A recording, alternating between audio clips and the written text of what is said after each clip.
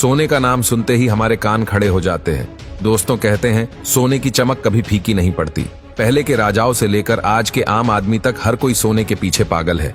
लड़कियों के बारे में तो हम क्या ही कहे, रिंग से लेकर हार तक की अहमियत और भी ज्यादा बढ़ जाती है। अब आपको ये तो पता ही होगा कि सोने से जेवर कैसे बनते हैं, पर सवाल ये है कि आखिर ये सोना बनता कैसे है।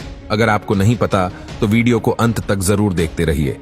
सबसे पहले समझते हैं कि सोना आता कहां से है, उसके बाद हम देखेंगे कि इसे निकाला कैसे जाता है। दोस्तों, हमारी पृथ्वी के गर्भ में बेशकीमती चीजों का भंडार है।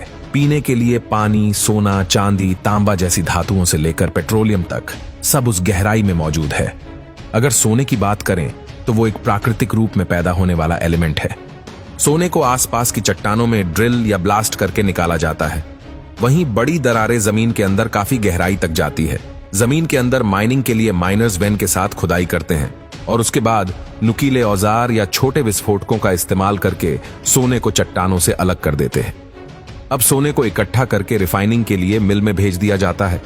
माइनिंग तकनीक से सोना निकालने के बाद इसे रिफाइन करने के लिए 4 प्रोसेसेस में से एक का इस्तेमाल किया जाता है, और वो है फ्लोटेशन, साइटेशन, एमल्गेशन और कार्बन इनपल।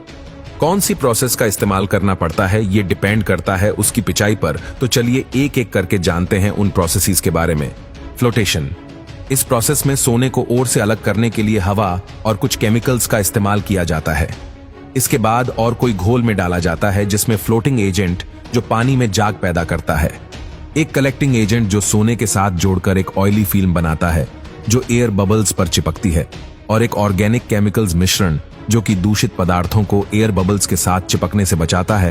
अब पानी में हवा या गैस मिलाई जाती है और बुलबुले उठना शुरू हो जाते हैं। सोना एयर बबल्स के साथ चिपक जाता है। ये बुलबुले पानी के ऊपर तैरने लगते हैं और सोने को बुलबुलों की लेयर के साथ अलग कर लिया जाता है। साइनाइडेशन, इस प्रोसेस में भी सोने को इंप्योरिटी से अलग करने के लिए कुछ केमिकल्स का इस्तेमाल किया जाता है या और को साइनाइड के कमजोर खोल वाले टैंक में रख दिया जाता है। इसके बाद जिंक को टैंक में डाला जाता है, जिंक की वजह से एक केमिकल रिएक्शन होता है और अंत में सोना ओर से अलग हो जाता है। अब सोने को फिल्टर कर साइनाइड घोल से अलग कर लिया जाता है। एमल्गेमेशन, ये प्रोसेस सेम साइनाइड प्रोसेसर की तरह ही है, लेकिन इसमें इस्तेमाल किए जाने वाले केमिकल्स थोड़े अलग होते हैं। इसमें सबसे पहले ओर को प्लेट्स के ऊपर एक घोल में रखा जाता है जिसे मरकरी के साथ ढका जाता है। मरकरी सोने को अट्रैक्ट करता है और एक अलॉय बनाता है। अब इस अलॉय को गर्म किया जाता है जहां मरकरी उबालकर गैस में तब्दील हो जाती है और सोना वहीं रह जाता है। मरकरी को इकट्ठा करके रिसाइकल कर दोबारा इसी प्रक्रिया में इस्तेमाल कर लिया जाता है। कार्बन इनपल, इस मेथड में भी साइनाइड का इस्तेमाल होता है, लेकिन यहां सोने को अलग करने के लिए जिंक की जगह कार्बन का इस्तेमाल किया जाता है। इसमें सबसे पहले ओर को पानी के साथ मिलाकर एक पल्प तैयार किया जाता है।